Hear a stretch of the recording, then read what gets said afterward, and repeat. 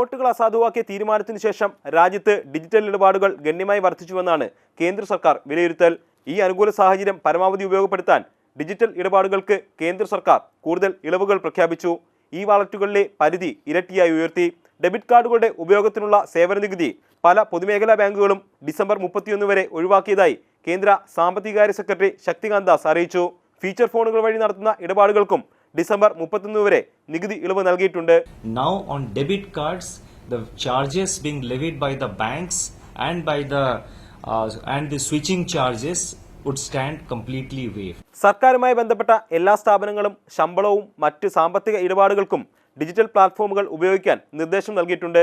അതേസമയം നബാർഡ് കർഷകർക്ക് 21,000 കോടി രൂപയുടെ വായ്പാ സഹായം അനുവദിച്ചു. ജില്ലാ സഹകരണ ബാങ്കുകൾ മുഖേനയായിരിക്കും വായ്പാ സഹായം ലഭ്യമാക്കുക. ഉത്തരേന്ത്യയിലെ റാബി വിളകൾക്ക് മാത്രമാണ് ഈ സഹായം ലഭിക്കുക. കാർഷിക സഹകരണ സ്ഥാപനങ്ങളും വായ്പ കർഷകരിലെത്തിക്കുന്നതിന് ഇടനിലക്കാരാകും.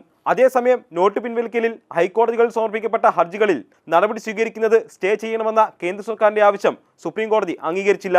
നോട്ട് പിൻവലിക്കലിൽ സമർപ്പിക്കപ്പെട്ട എല്ലാ ഹർജികളും സുപ്രീം കോടതിയോ ഏതെങ്കിലും ഒരു ഹൈക്കോടതിയോ കേൾക്കണമെന്ന ആവശ്യത്തിൽ ഡിസംബർ 2 വാദം കേൾക്കും.